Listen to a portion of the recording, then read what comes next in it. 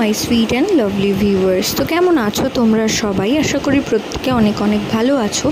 আজকে আমরা চলে এসেছি নতুন আরেকটি ইনফরমেটিভ ভিডিও নিয়ে। তো আজকের ভিডিওতে আমরা কথা বলবো গর্ভাবস্থায় কোনো গর্ভবতী মা যদি এই একটি খাবার খেতে অনিচ্ছুক হয় বা তার খাওয়ার সময় গা গুলিয়ে ওঠে বা এই থ্রু আউট প্রেগনেন্সিতে যদি তার এই খাবারের ওপর অনিচ্ছা প্রকাশ করে খেতে, তখন ধারণা করা হয় যে গর্ভের আগত সন্তানটি একটি ফুটফুটে পুত্র সন্তান আসতে চলেছে।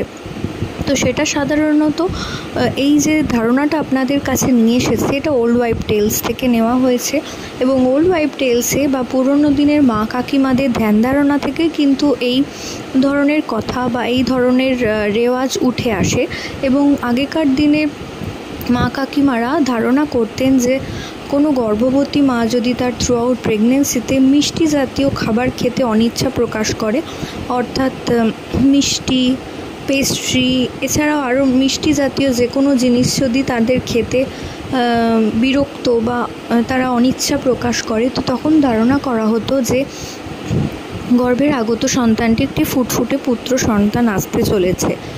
এবং যদি দেখেন অন্যথায় সেই মা থ্রু আউট প্রেগনেন্সিতে টক, ঝাল, মিষ্টি এই ধরনের খাবার বেশি খাচ্ছেন, তো তখনও কিন্তু আগেকার দিনে ধারণা করা হতো যে গর্ভের আগত সন্তানটি একটি ফুটফুটে পুত্র সন্তান আসতে চলেছে।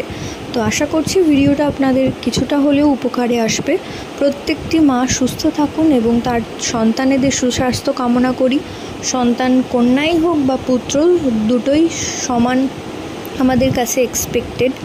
তো প্রত্যেকটি সন্তান যেন সুস্থভাবে পৃথিবীর আলো দেখে, সেই কামনা করে ভিডিও এখানেই শেষ করছি। নমস্কার।